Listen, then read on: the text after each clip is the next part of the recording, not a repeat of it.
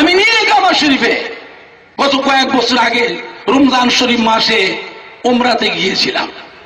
কাবা শরীফে নামাজ পড়ছি, তারাবির নামাজের জামাত, 30 লক্ষ মানুষের জামাত। জোরে বলবেন না? একটু জোরে বলা যাবে না? আর একটু জোরে বলা যাবে না? বুঝলেন না? তারাবির নামাজ পড়ছি ভাইজান, নামাজ পড়তে পড়তে কিছুক্ষণ নামাজ হয়েছে, একদল থেকে উঠে পড়েছে। উঠে দেখলাম 1 ইঞ্চি জায়গা তো খালি নেই, সারি সারিতে কাতার দিয়েছে, ওপর দিয়ে ডিঙ্গাচ্ছে, ওপর মাথার উপর দিয়ে, ঘাড়ের উপর দিয়ে, পা দিয়ে ডিঙ্গে ডিঙ্গে বেরোচ্ছে। আমি এত লোক বেরিয়ে যাচ্ছে, কি ব্যাপার, উজু ভেঙে গেল নাকি? না হুজুর, উজু ভাঙে নেই, তবে এরা আলাদা দল। তাই নাকি? আমার তো জানা ছিল না বাবা। যাক, ইমামটা দেখতে পাচ্ছিলেন, ইমাম টপটপ নিয়ত করছে, ইমাম টপটপ নিয়ত করছে, নামাজ শুরু হয়ে যাচ্ছে, হচ্ছে। আবার কিছুক্ষণ নামাজ পড়তে আর এক দল থেকে উঠেছে। এরা কি রে? এরা, এদের তারাবি হলো 8 রেকাত। এদের তারাবি হলো 8 রেকাত। গেল নামাজ হচ্ছে, আবার কিছু আর এক দল উঠেছে। এরা আবার কি? লোক, এরাও আলাদা দল। তার মানে এদের তারাবি হলো 12 রেকাত। 12 রেকাত। আমার তো জানা নেই বাবা। গেল নামাজের সময় সামনে দিয়ে হাঁটলে, মাথার উপর দিয়ে, ঘাড়ের উপর দিয়ে, পা দিয়ে ডিঙ্গে ডিঙ্গে গেলে রাগ হয় না খুশি হয়? একটু কথা বলেন আপনারা। রাগ তো হচ্ছে। নামাজ কাবা শরীফে পাঁচরা পাঁচিরি করবো, একটু চলবে? পাঁচরা পাঁচিরি চলবে? আল্লাহর কাবা ঘরের সম্মান রাখতে হবে না? হবে না? তা রাগ হজম করতে হবে। নবী পাকের দল এরকম করছে, তাই কি করবে? ঘাড়ের উপর মাথা পা দিয়ে দেখছে, আল্লাহ দেখছেন। রাগ তো হচ্ছে না, হচ্ছে না, কি করো? রাগ তো হজম করতে হয়। যা করে গেল। ওদের আগেরটা হলো 8 রাকাত, এদের হলো 12 রাকাত। আচ্ছা, আমাদের তারাবি ক রাকাত? 20 রাকাত। তো কাবা শরীফে আমরা, কাবা শরীফে আর একটা ইমাম দাঁড় করালাম না, সেই ইমামের পিছনে পড়লাম, সেই ইমামের পিছনে তো পড়েছি। আমরা হলাম হানাফি। আমরা কি? হানাফি। আরো 3টা আছে, শাফি, মালিকি, হাম্বলি, আছে না নাই? হক না বাতিল? হক, হক। অন্য ইমামের মসলাগুলো হলো সহজ, আমাদের ইমামের মসলাটা একটু কড়া। এবার আপনারা বলুন, কাবা শরীফের হজ এবং উমরাটা কষ্টের সফর না আরামের সফর? একটু হানা কিছু বল এবারে। কষ্টের সফর। তো কষ্টের সফর যখন, ইমাম যখন হক, তা আমাদের ইমামের মশলা যখন করা, যে কদিন কাবা শরীফে আছি, আমাদের ইমামের মশলাটা বাদ দিয়ে অন্য ইমামও তো হক, অন্য ইমামের মশলা খুব সহজ। কিছুদিনের জন্য কাবা শরীফে অন্য ইমামের মশলা নিয়ে আমল করা চলবে তো? একটু হানা কিছু বলেন আপনারা, চলবে তো? এত সহজ নয়, এত সহজ নয়। আপনি পারেন না, এটা আমার ভুল, পারিনি, এটা আমার দোষ, আল্লাহ মাফ করেন, তাই বলে আপনি ইমাম পাল্টে নেবেন? ইমাম পাল্টে নেবেন? আপনাকে আপনার ইমামের মাসলার উপরে কঠোর হতে হবে। কথা ঠিক না ভুল বলছি? তবেই হলো ইমাম মানা, তবেই হলো ইমাম মানা। মক্কা শরীফে দেখবেন জানাজার নামাজে সালাম পেরে একদিকে, আসসালামু আলাইকুম ওয়া রাহমাতুল্লাহ, হয়ে গেল, নামাজ হয়ে গেল। হই হই করে লক্ষ লক্ষ কাদা ভেঙে চলে যাচ্ছে। কিন্তু আমরা যে হানাফি, আমাদের কি করতে হবে? আমাদের নিজের থেকে আর একটা সালাম বলে নিতে হবে, আসসালামু আলাইকুম ওয়া রাহমাতুল্লাহ।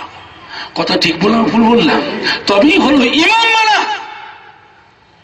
এ নিয়ে ঝগড়া বিবাদ আজ থেকে না, যুগ যুগ ধরে হয়ে আসছে। ফুরফুরা শরীফের দাদা পীর কেবলা রাহমাতুল্লাহ আলাইহি, একটু কাছে সরে আসেন না, যারা দূরে আছেন, এগুলো কিরম লাগছে দেখতে, খারাপ লাগছে, একটু কাছে সরে আসেন। এত বড় বড় ওলামায়ে কিরামরা এসছে, সব বলবে দুটো কথা, এরকম ভাগা ভাগা হলে দেখতে খারাপ লাগছে। সরে আসেন সামনের দিকে। দাদা পীর কেবলা রাহমাতুল্লাহ আলাইহি এইখানে গুড়গুড়ি কোথায় দাদা হুজুর কিবলা বাহাসের মাহফিল করেছিলেন। বড় বড় ওলামায়ে কেরাম, মুহাদ্দিসিন, দাদুজির সিলসিলা সব বড় বড় খলিফারা এসেছিলেন, ফুকাহায়ে কেরামরা এসেছিলেন, সমস্ত ওলামায়ে কেরাম দাদা হুজুর কিবলা বাহাসের মজলিস করলেন ওদের সাথে। ওরা কেউ আসলো না, বলে আমরা হাদিস মানি, আমরা হাদিস মানি। হাদিসে ওরা মানে না হাদিস। হাদিসে আছে বিষাক্ত জিনিস ছাড়া সব জিনিস খাওয়া জায়েজ। তা ক্যাঁকড়া খেলে কি মানুষ মরে যাবে? কথা বলছেন না কেন? ক্যাঁকড়া রান্না করে কেউ খায় মরে যাবে? কুঁচে যদি রান্না করে কেউ খায় মরে যাবে? পানির জলহস্তি আছে না, পানির হাতি জলহস্তি আছে না, পানির হাতি জলহস্তি কেউ রান্না করে যে খায় মরে যাবে? পানির শোর, ওই যে ভুস কি বলে ওটাকে, শুশু না কি বলে, শুশু হুস, ওইটা যদি রান্না করে কেউ খায় মানুষ মরে যাবে? বলা হয়েছে বিষাক্ত জিনিস ছাড়া সব জিনিস খাওয়া যায়। ও বাবা, ওগুলো খাবে না, খালি মাছগুলো বেঁচে বেঁচে খাবে, মাছগুলো বেঁচে বেঁচে খাবে। তাহলে হাদিস মানা হলো? এরা বলতে আমরা হাদিস মানি। দাদা পীর কেবলা রহমাতুল্লাহ বলে গেছে, বাবা ঝিঙে তিতো আর উচ্ছে তিতো। উচ্ছে বলছেন, উচ্ছে কাকে বলে? উচ্ছে কাকে বলে? করেলা। করেলা তিতো না মিঠে? তিতে না মিঠে? মানুষ শখ করে করেলা তিতো কিনে রান্না করে খায়। আর ঝিঙে যদি তিতো হয় কি হয়? হাঁড়ি শুদ্ধ ফেলে দেয়। কি করে? আরে কথা বলেন, কি করে? হাঁড়ি শুদ্ধ ফেলে দেয়। দাদা পীর বলে গেছেন ওদের ঘরে, ওরা হচ্ছে বাবা ঝিঙে তিতো গো, ওরা ঝিঙে তিতো। দাদা হুজুর নিজে বলে গেছেন, ওদের সঙ্গে উঠা বসা চলাফেরা লেনদেন বিয়ে শাদী সমস্ত কিছু বন্ধ। দাদা পীর বলে গেছেন। আপনি দাদুজির মুড়িদের ছেলে যদি হয়ে থাকেন, আপনারা যারা আছেন আপনাদের প্রত্যেকের বাড়িতে আমার দাদুজির মহব্বতের মানুষ কেউ না কেউ আছেন আর নাই? একটু হানা কিছু বলতে। আব্বা বলো, দাদু বলো, নানা বলো, আম্মা বলো, দাদি বলো, নানি বলো, খালা বলো, পুপু বলো, কেউ যদি নাও হয় তা ওদের শ্বশুর নাহলে শাশুড়ি, সেও দেখবে দাদুজির দরবারের অন্তরের মহব্বতের মানুষ হয়ে আছে। কথা ঠিক বলছি না ভুল বলছি? খবরদার, বিদেশে গেছেন চাকরি করতে, চাকরি করবেন।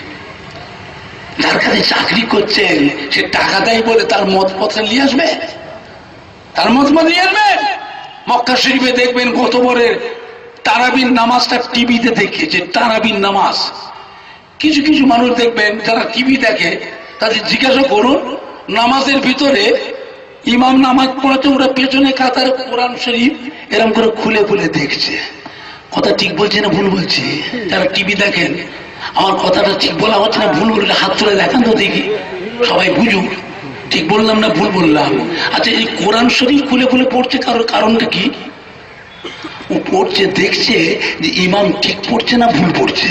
কথা ঠিক বললো না ভুল বললাম? ও কোরআন শরীফ খুলে, আর যেই ইমাম রুকু দিয়েছে আল্লাহু আকবার, কোরআন শরীফ বগলে রেখে দিয়ে রুকু দিয়েছে। কথা ঠিক বলছি না ভুল বলছি? আবার নামাজে দুটো সেজদা দিয়ে ইমাম ধর উঠছে আল্লাহু আকবার, ও আবার বগল দিয়ে কোরআন শরীফ বার করে আবার দেখে এরকম করে দেখছে নামাজের ভিতরে। আচ্ছা, ইক্তেদাই তো বিহাজালি ইমাম, ইক্তেদাই তো বিহাজালি ইমাম হলো, হলো ভাইজান হলো। আচ্ছা, ও এরকম করে দেখছে, তার কারণটা কি? ইমাম ঠিক পড়ছে না ভুল পড়ছে, নামাজ হবে তো? একটু হানা কিছু বলে, নামাজ হবে তো? সাবধান সাবধান, এটা আখিরি জামানা। বেঁচে থাকলে আরো কত রকমের মতপথের মানুষ দেখতে পাবেন। আপনি আপনার মাসলাকের উপরে, আকীদার উপরে কঠোর হন, মজবুত হন, আসলটাকে খাঁটিটাকে ধরে রাখুন, খাঁটিটাকে ধরে রাখুন। নকল যতগুলি আছে সব ওরা আস্তে আস্তে আসলের মধ্যে ঢুকবে না ঢুকবে না? একটু হানা কিছু বলে, ঢুকবে না ঢুকবে না? সাবধান। আপনি নকলের পিছনে ছোটেন, কিয়ামতও কিন্তু নকল পিছনে থাকবে। কিয়ামত একদিন হবে না হবে না? হবে না হবে না? কিয়ামত ওদের সাথে না হুজুর না হুজুর, তাহলে ওদেরকে ছেড়ে দিয়ে সরে এসো। তোমাদের আব্বা দাদু নানারা আম্মা দাদি নানিরা আল্লাহর ওলিদের মানুষ। আরে এ মাটিটা হলো আল্লাহর ওলিদের মাটি। তাহলে ফুরফুরা শরীফের দাদা হুজুর নয়, এ মাটিতে হাজার হাজার আল্লাহর ওলিয়ে কামিল আউলিয়া কিরামদের খেদমত মেহনত আছে না নাই? তার ভিতরে ফুরফুরা শরীফের দাদা পীর কিবলা তিনারও কিছু মেহনত আছে। প্রত্যেকের আব্বা দাদু নানা আম্মা দাদি নানি খালা ফুপু একজন না একজন আল্লাহর ওলিয়ে কামেলদের অন্তরে মহাব্বতের মানুষ, একজন না একজন আল্লাহর ওলিয়ে কামেলদের অন্তরে মহাব্বতের মানুষ। তার ভিতরে ফুরফুরা শরীফের দাদা পীর কিবলা রাহমাতুল্লাহ আলাইহ তেনারও কিছু মহাব্বতের মানুষ, ওর মধ্যে সব আমরা একসাথেই সব মিলে মিশে আছি। কথা ঠিক না ভুল বললাম? এটুকু বিশ্বাস রাখবেন, আমাদের আব্বা দাদু নানা আম্মা দাদি নানিরা যাদের কাছ থেকে ঈমান ইসলাম পেয়েছিলেন, তারা কোনোদিন আমাদের আব্বা দাদু নানাতে করে আম্মা দাদি নানি পূর্বপুরুষ করে শিরকি কুফরি বেদাতি জিনিস শিক্ষা দিয়ে যায়নি। এটুকু বিশ্বাস রাখবেন। অন্তত পক্ষে নিজের আব্বা দাদু নানা, নিজের জনম দুঃখিনী মা, জন্মদাতা বাপ, নিজের দাদু যান নানা যান নানি যান দাদি জানের মুখের দিকে চেয়ে আল্লাহর ওলিয়ে কামেল আউলিয়া কিরাম উলিল আমরের আদেশ নির্দেশগুলো মেনে চলবার চেষ্টা করুন। কিয়ামতের দিন আল্লাহ নাজাতের ওসিলা করে দেবেন। জোরে বলুন সুবহানাল্লাহ। জোরে বললেন না সুবহানাল্লাহ? আর জোরে বলা যাবে না সুবহানাল্লাহ? নারায়ে দেখবে, আমার দিনদার ইমানদার ভাইয়েরা, এটা আখিরি জমানা। মানবেন তো মানার মতো মানেন, ধরবেন তো ধরার মতো ধরুন। এখন আপনাদের খেদমতে আমি বিদায় নিলাম। আল্লাহ মওকা দিলে ইনশাল্লাহ আমি তো আসি, এলাকায় তো মাহফিল করি না করি রে ভাইজান, আসি। এখন আমি যাবো নদিয়া জেলা। নদিয়া জেলা থেকে আমি গেছিলাম কত সুন্দরবনে, দুপুরবেলায় মেলা ছিল, ওখান থেকে সুন্দরবন থেকে এখানে আসছি। এখন এখান থেকে আবার চলে যাবো, বাড়ি যাবো না, এখন যাবো নদিয়া জেলায় যাবো। আল্লাহর রহমতে আজও দাদুজির দরবারে কোটি কোটি মানুষ আছে না? না।